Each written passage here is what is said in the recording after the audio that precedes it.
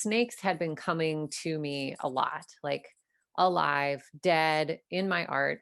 It was a thing. I looked up the snake meaning in like animal medicine. It really resonated with me. So, anyway, start with the shedding. And so I did that with like um, squeezing watery paint. And whenever I would do, like if I did down one side, I'd have to wait for it to dry. Ooh. So it took a long time. It took a long time to get all the shedding down because I wanted it to come from all these different angles and sort of create that like snake skin pattern in a very abstract way.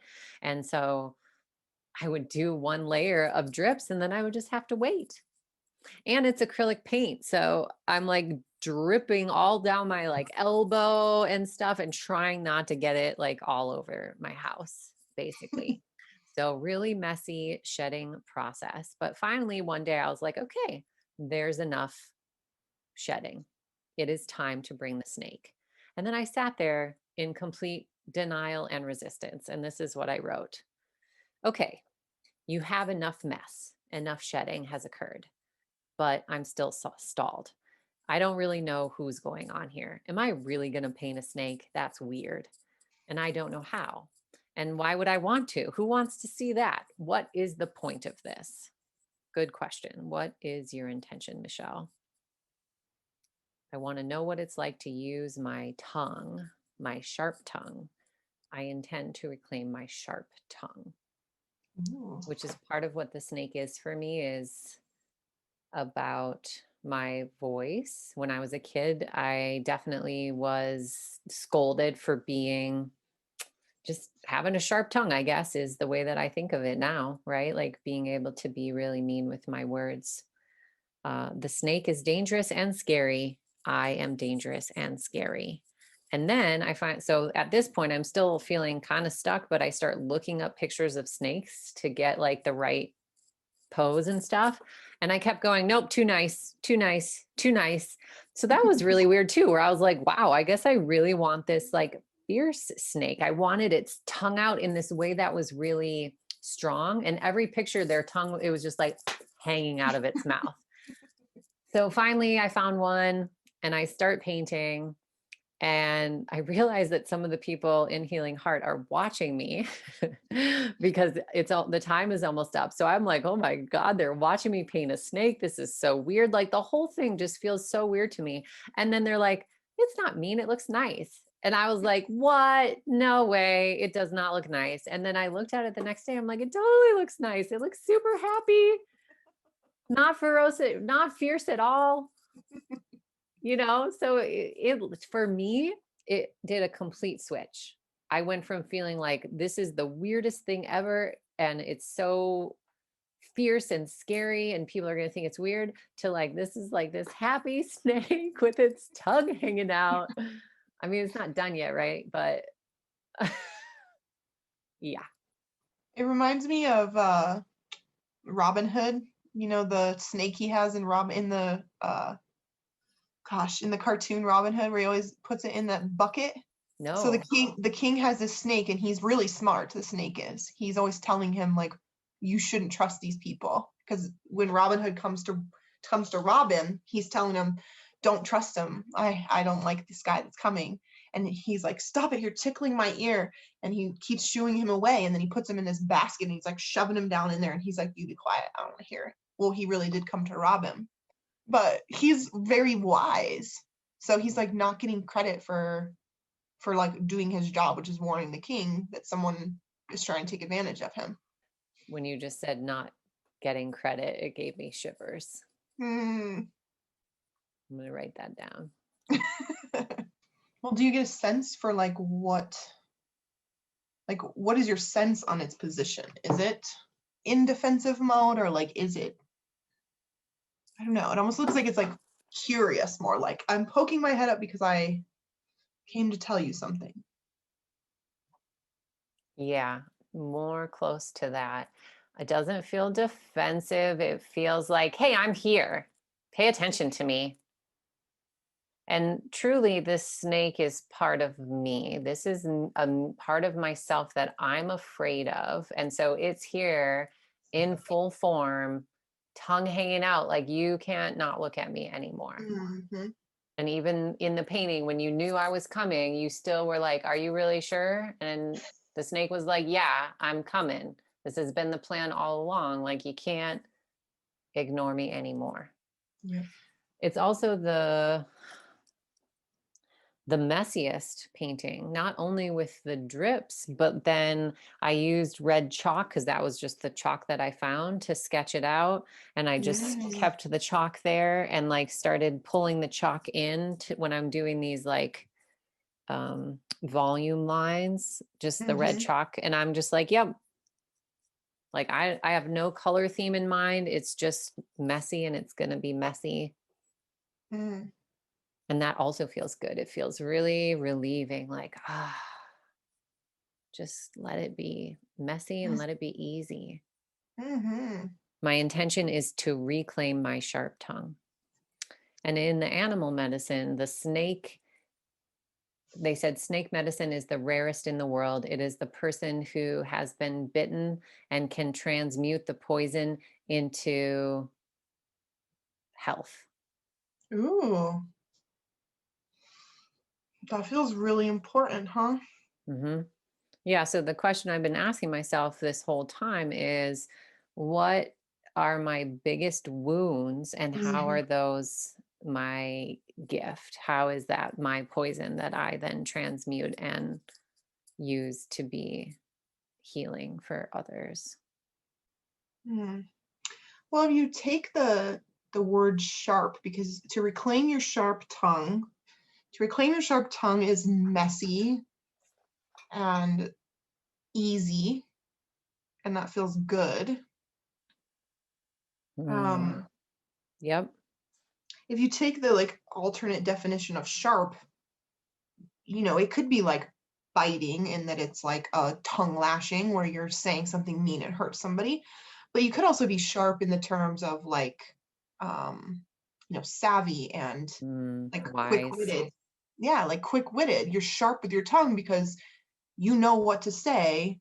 You have that intuition of what it is that needs to be said. Like I think the way you ask your questions in reflection and, couch time with you, I think if you said that you were reclaiming your sharp tongue in that space, that's so much more of a good thing than it sounds like when you're saying it. Like a sharp tongue that sounds like negative, like you shouldn't have a sharp tongue. That's mean. Yep. But if you're following what people are picking up and you're using your tongue, you're sensing more than what people are seeing because those snakes are using their tongue to know vibrations, what's in the world. It's not, I mean, it's a smell, it's a taste, it's a vibration, it's everything with their tongue. So if you're using that piece of you to intuitively know what questions to ask, and then you're reflecting those back like quick-witted and spot on in that it's a sharp point, it's pointed questions. In that way, that's the rarest in the world. How many Mm, people do you know that can ask a question that gets exactly to the root of whatever someone's seeking? That's a mm, rare gift. mm. Thank you. That's really, really, really helpful.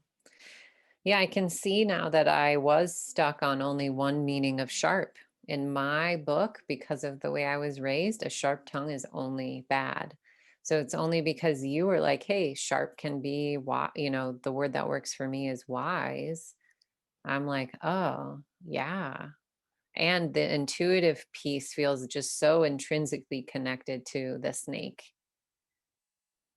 And then also when you said their tongue is sensing more than what people are saying, like that helps feel really powerful. Like then I'm like, yeah, I want to stick out my tongue and feel what's going on.